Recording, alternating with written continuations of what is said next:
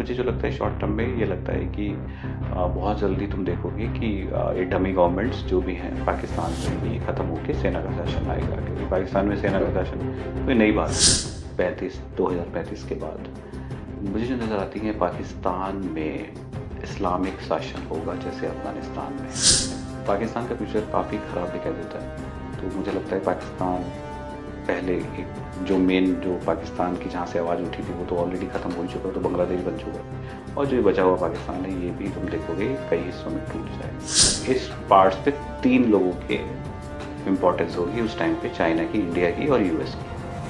कैसे पीयूष सर आप? बस यार ठीक ठाक। पीयूष सर अभी आपको भी पता है कि अभी हम जो है बिल्कुल ही एकदम वॉर की सिचुएशन में खड़े हैं। इंडो पाक का वॉर अभी चल रहा है। तो सर हम जानना चाहते हैं आपसे कि आपको क्या लगता है ये जो वॉर चल रहा है इसके बाद पाकिस्तान का क्या फ्यूचर होगा शॉर्ट टर्म में और लॉन्ग टर्म में सर, एंड क्या इसके आफ्टर इफेक्ट्स होंगे सर, तो उसके बारे में थोड़ा सा आप हमें बताइए।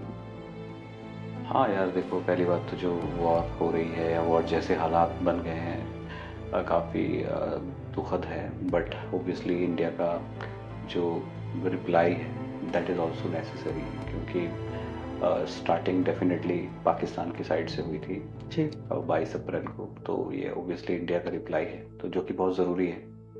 दूसरा ये है कि पाकिस्तान के हालात पहले से ही ख़राब चल रहे हैं, इसमें कोई ढकी छुपी बात नहीं है। इकोनॉमिक फ्रंट पे काफ़ी ज़्यादा प्रॉब्लम्स पाकिस्तान झेल रहा है। और इसके बाद वॉर के इस सिचुएशन के बाद आई डोंट नो ये वॉर बड़े स्केल पे जाने वाली है या एक लिमिटेड वॉर रहेगी। बट किसी भी हालात में मुझे जो लगता है पाकिस्तान का, अगर हम शॉर्ट टर्म फ्यूचर की बात करें तो शॉर्ट टर्म में मुझे दिखाई देता है जो हाल फिलहाल में जो इनकी डमी गवर्नमेंट्स तुम्हें दिखाई देती हैं, क्योंकि पाकिस्तान मूलतः है सेना के शासन में ही रहा है और सरकारें भी सेना द्वारा लाई जाती हैं। तो मुझे ऐसा लगता है सेना की स्थिति काफ़ी पिछले कुछ 2-3 सालों में काफ़ी कमज़ोर हुई थी, बिकॉज इमरान खान की वजह से सेना की स्थिति काफ़ी कमज़ोर हुई थी। अभी भी सेना के खिलाफ काफ़ी आवाज़ें उठती रहती हैं इमरान खान की वजह से।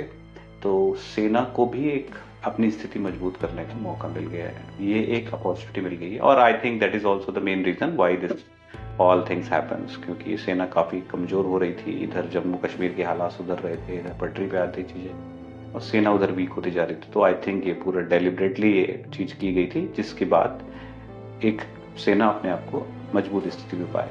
तो क्योंकि इस टाइम पाकिस्तान में भी जो इधर उधर के विद्रोह के सुर उठते थे वो सब खत्म हो गए हैं। अब सारा फोकस इंडिया पे हो गया है, तो सेना is in a better position now. और आई थिंक मुझे जो लगता है शॉर्ट टर्म में ये लगता है कि बहुत जल्दी तुम देखोगे कि ये डमी गवर्नमेंट्स जो भी हैं पाकिस्तान में ये ख़त्म होकर सेना का शासन आएगा, क्योंकि पाकिस्तान में सेना का शासन कोई नई बात नहीं है। जो मुझे लगता है कि कुछ दिनों में आप देख सकते हो कि सेना का शासन आ सकता है। और पहले भी हो चुका है, ये नवाज शरीफ के साथ भी हुआ था, शहबाज शरीफ के साथ भी होने के काफ़ी चांसेस हैं। और ये भी मैंने पहले बोला था वीडियो में कि मुझे लगता भी नहीं है कि पाकिस्तान की सिविलियन गवर्नमेंट को इस जो पहलगाम में अटैक हुआ था उसके बारे में कुछ पता हो। ये सेना का किया धरा है सारा कुछ। तो सेना की सरकार हो जाएगी कुछ दिनों में, मुझे ऐसा लगता है शॉर्ट टर्म में। और इकोनॉमिक क्राइसिस पाकिस्तान को झेलने पड़ेंगे और दिक्कतें आएंगी। अगर मैं लॉन्ग टर्म की बात करूं पाकिस्तान का 2040-50 या उससे भी आगे का अगर देखना चाहें हम, तो मुझे जो नज़र आती है चीज़ें, या 2035 के बाद मुझे जो नज़र आती है पाकिस्तान में इस्लामिक शासन होगा जैसे अफगानिस्तान में है आज की डेट में। तुम अगर कुछ सालों से पहले देखो, 40-50 साल पहले देखो, तो अफगानिस्तान भी बहुत एक मॉडर्न कंट्री था। जैसे आज पाकिस्तान की स्थिति है, लगभग अफगानिस्तान की भी स्थिति सिमिलर जैसी थी। वहाँ पे महिलाएं न्यूज़ एंकर हुआ करती थी, प्रोफेसर्स होती थी। तो आप इस्लामिक जितने भी कंट्री हैं उसमें थोड़ी सी आप देखोगे कट्टरता बढ़ रही है, चाहे बांग्लादेश हो चाहे पाकिस्तान हो। ये अरब कंट्री के बाद से मूवमेंट जब से शुरू हुआ था उसके बाद से आप देख रहे हो, तो इस्लामिक कट्टरता काफ़ी देशों में बढ़ रही है। उसी का नतीजा TTP जैसे ग्रुप हैं जो पाकिस्तान में डेवलप हो चुके हैं। तो पहले ये चीज़ एक देखा जाए तो एक अफगानिस्तान से शुरू हुई है और इसका असर धीरे धीरे पाकिस्तान पे भी आएगा और बांग्लादेश पे भी तुम देख रहे हो आने वाले। मुझे लगता है 10-20-30-40 सालों के अंदर पाकिस्तान की स्थिति बहुत अंतर आ जाएगा। पाकिस्तान को भी हम अफगानिस्तान की तरह कभी याद करेंगे कि अफगानिस्तान में भी इतना मॉडर्नाइजेशन था कभी जैसे आज पाकिस्तान में। पाकिस्तान मुझे लगता है कंप्लीटली इस्लामिक राष्ट्र हो सकता है शरिया लॉ पे कुछ सालों बाद।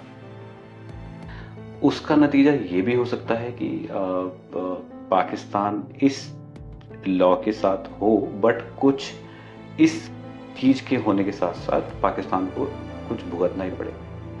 मुझे जो लगता है पाकिस्तान के ऊपरी क्षेत्र जो गिलगिट बल्गिस्तान है, वो जो जम्मू कश्मीर का भी हिस्सा है, मुझे लगता है वो कुछ सालों बाद चीन के पास जाएगा, क्योंकि पाकिस्तान का विभाजन होना तय है कुछ हिस्सों में मुझे लगता है। और भारत के लिए भी चिंता की बात है, भारत के लिए अच्छा नहीं होगा ये। मुझे लगता है जो ये पाकिस्तान का पाक ऑक्युपाइड कश्मीर और जो गिलगिट बल्गिस्तान है जो हिस्सा है वो चीन के पास जाएगा। जो अपना बलूचिस्तान है मुझे लगता है तुम देख लेना वो अलग हो जाएगा। तो आई थिंक 3-4 जो इनके ब्रेक्स पाकिस्तान के हो सकते हैं। तो आपका मतलब है कि पीओके भी जो है वो पीओके पाकिस्तान के पास नहीं होगा, तुम देख लेना, चाइना इसके पास चला जाएगा 1-2 दिनों में। तो 2040-50 तक की मैं बात कर रहा हूँ जी। तो पाकिस्तान की स्थिति काफ़ी कमज़ोर होगी। पाकिस्तान एज ए राष्ट्र बने रहना बहुत मुश्किल है। एक राष्ट्र की तरह, जैसे भारत एक राष्ट्र है जिसने उसकी भारत को जुड़े रहने में उसकी संस्कृति का बहुत योगदान है, फ्लेक्सिबल, टॉलरेंस। तो जहाँ पे टॉलरेंस और ये सब चीज़ों की कमी होती है तो वहाँ पे छिन्न भिन्न होना बहुत आसान होता है। बांग्लादेश भी क्यों अलग हुआ था पाकिस्तान से, छोटी सी बातों पे कि बंगाली लैंग्वेज और उर्दू लैंग्वेज और ये सब चीज़ें, तो उस वजह से वो हो गया। तो क्योंकि उसमें कल्चर इतना इम्पोर्टेंट है और आप थोप नहीं सकते हो किसी के ऊपर, तो आप कितने दिन तक उसको कंट्रोल कर पाओगे। पाकिस्तान का फ्यूचर काफ़ी ख़राब दिखाई देता है। तो मुझे लगता है पाकिस्तान पहले एक जो पाकिस्तान की जहाँ से आवाज़ उठी थी वो तो ऑलरेडी ख़त्म हो ही चुका है, तो बांग्लादेश बन चुका है। और जो ये बचा हुआ पाकिस्तान है ये भी तुम देखोगे कई हिस्सों में टूट जाएगा। हो सकता है इसमें कुछ हिस्सा इंडिया के साथ भी जुड़ जाए जो मुझे लगता है, और कुछ हिस्सा चाइना के साथ जुड़ जाए, और आई थिंक 2-3 प्रांत सेपरेट होने के चांसेस हैं। तो ये फ्यूचर दिखाई देता है 2040 से 50 के बीच में। तो ये कोई और इंडिया के लिए ये कोई बहुत अच्छी बात नहीं होगी। इंडिया के लिए इससे समस्याएं भी आ सकती हैं, क्योंकि कट्टरवाद पूरी तरीके से बढ़ता चला जाएगा पाकिस्तान में, जिसका असर इंडिया के ऊपर भी होगा। और क्योंकि परमाणु हथियार संपन्न कंट्री है तो इस वजह से इंटरनेशनली भी कुछ अथॉरिटीज़ होंगी जो यहाँ पे पाकिस्तान को कंट्रोल कर रही होंगी उस टाइम पे। चाइना के अलावा हो सकता है यूएस भी अपनी प्रेजेंस बना ले, हो सकता है उस टाइम यूएस बलूचिस्तान को सपोर्ट करे चाइना को काउंटर करने के लिए। तो Pakistan will be break in parts, और इस पार्ट्स पे 3 लोगों के इम्पोर्टेंस होगी उस टाइम पे, चाइना की, इंडिया की और यूएस की। कुछ हिस्सा हो सकता है यूएस परमाणु हथियारों की वजह से यूएस भी अपना क्लेम ना छोड़े पाकिस्तान पे।